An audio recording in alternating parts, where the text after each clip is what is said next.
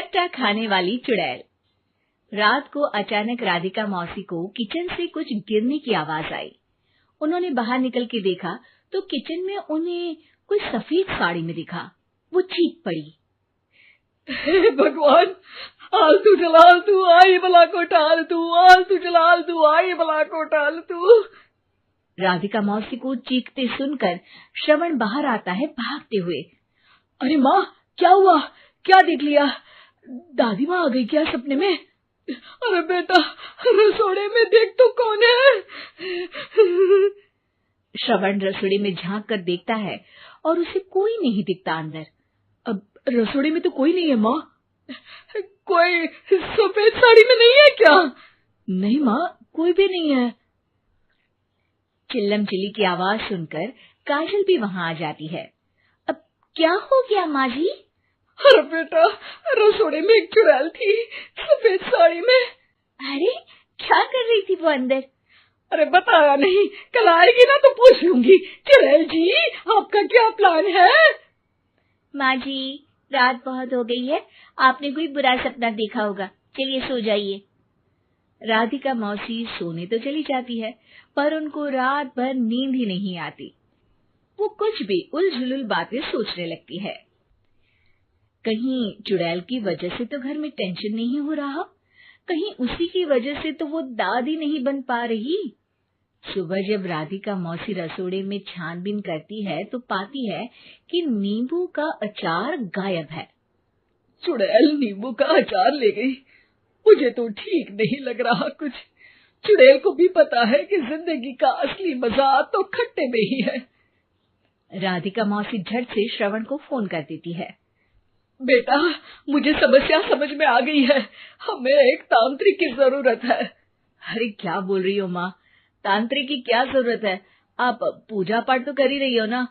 आलतू जलालतू मंत्र सारे फालतू जैसे कुछ मंत्र पढ़ो, चली जाएगी अपने आप चुड़ैल। अरे नहीं बेटा, कभी चुड़ैल को कम नहीं समझते। अरे तुझे पता भी नहीं चलेगा कि कभी वो छल करके काजल की जगह घर की बहू खुद बन जाएगी।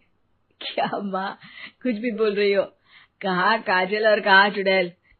वैसे एक बात बताओ, काजल को अगर गाने के लिए बोल देना तो चुड़ैल काजल की आवाज सुनकर घर तो क्या, धरती लोग छोड़कर चली जाएगी। तुम ना पढ़े लिखे बच्चे हर चीज को मजाक समझते हो। तुम रहने दो, मैं खुद ही तांत्रिक को बुला लेती हूँ। अच्छा सुन, शाम को इमली लेके आना। क्या है कि चटनी खाए बहुत दिन हो गए है ना। नहीं माँ, इमली तांत्रिक से ही मंगवा लो ना, आटा वगैरह भी उसी से पिसवा लेना। देखो मुझे काम करना है। श्रवण रात को कई तरह की सब्जियों के साथ माँ के कहने पे चटनी के लिए इमली भी ले आया था, लेकिन राधिका मौसी के दिमाग में अलग ही फिल्म चल रही थी। उन्हें अब सिर्फ शक ही नहीं यकीन होने लगा था कि शायद चुड़ैल ने श्रवण पर अपना जाल बिछा दिया था, जिस वजह से श्रवण उनकी बात ही नहीं मान रहा था। पर कोई नहीं, आने वाली रात में राधिका मौसी खुद तैयार हो गई चुड़ैल को पकड़ने के लिए। रुद्राक्ष की माला, तुलसी का पत्ता, हनुमान चालीसा सब हाथ के पास ही था, बस चुड़ैल का इंतजार था। और जैसा राधिका मौसी ने सोचा था वैसा ही हुआ। वो चुड़ैल उस रात भी आई, पर वो राधिका मौसी से तेज निकली और राधिका मौसी के उससे पकड़ने के पहले ही वो भाग खड़ी हुई। जरूर बहू पे साया है उस चुड़ैल का, तभी तो श्रवण के कमरे में गई है। और अगली सुबह राधिका मौसी पिछली रात हुए हमले में किन चीजों का नुकसान हुआ उसका हिसाब लगा रही थी। उनके खेमे से एक आम के अचार की शीशी भी गायब हो चुकी थी और वो इमली भी जो कल श्रवण लेकर आया था। राधिका मौसी इस बारे में सोच ही रही थी कि श्रवण जल्दी से रसोड़े में आकर दवाइयों की पोटली ढूंढने लगता है। अरे बेटा, क्या हो गया? अब माँ, वो काजल की तबीयत खराब है, बहुत घबराहट हो रही है उसे। हे भगवान, मैंने पहले ही कहा था कि तांत्रिक को बुला लेते हैं, पर नहीं। अब देखो, उस चुड़ैल ने काजल को अपने वश में करना शुरू भी कर दिया है। हालांकि श्रवण भूतों में विश्वास नहीं करता था, पर अब वो भी डर जाता है। और राजी हो जाता है एक तांत्रिक को बुलाने के लिए।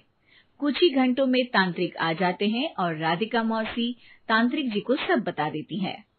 घोर संकट, घनघोर संकट, चुड़ैल को मारू जोर चाकट, ओम भट स्वाहा खटखा के आहा। अरे ये क्या मंत्र है?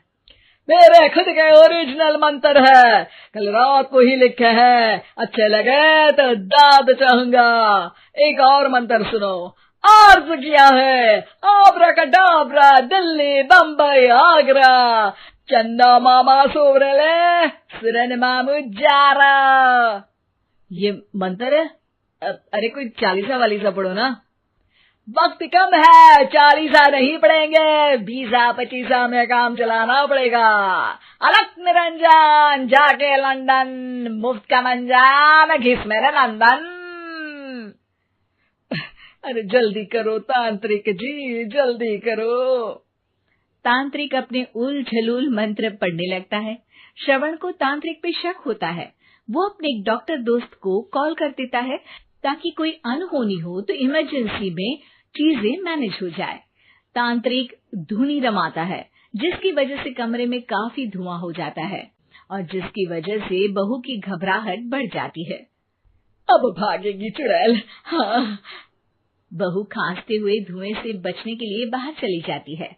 अरे भाग रही है, भाग रही है। पीछे पीछे श्रवण भी जाता है। बहू एक सोफे पर बैठ जाती है। तभी डॉक्टर दोस्त आ जाते हैं और श्रवण को पानी लाने के लिए कहते हैं। थोड़े चेकअप के बाद डॉक्टर कहते हैं, मेरे हिसाब से जाप का काम पूरा हो गया है। क्या मतलब? अरे कुछ भी नहीं माँ, कोई चुड़ैल नहीं है, खुशखबरी है, अब दादी बनने वाली है। मगर वो सब अचार के डब्बे। श्रवण दोनों अचार के डब्बे अपनी माँ को दिखाता है, जो कि उनके बिस्तर के नीचे छुपे हुए थे। आपने सही बोला था माँ, वो चुड़ैल काजल ही थी जो खट्टा खा रही थी। हमें कल ही पता चला, पर हमने आपको ये तांत्रिक वाला काम करने दिया ताकि आपको भरोसा हो जाए कि भूत वगैरह कुछ होता ही नहीं। अच्छा, ये तो बड़ी खुशी की बात है, पर बेटा मुझे एक झाड़ू तो ला दे। क्यों माँ? ये तांत्रिक का भूत उतारती हूँ मैं। अब तांत्रिक राधा मौसी के डर से घर से भाग निकलता है और राधा मौसी उसके पीछे भागती है। अरे संकट ये घनघोर है, तांत्रिक मुआ चोर है।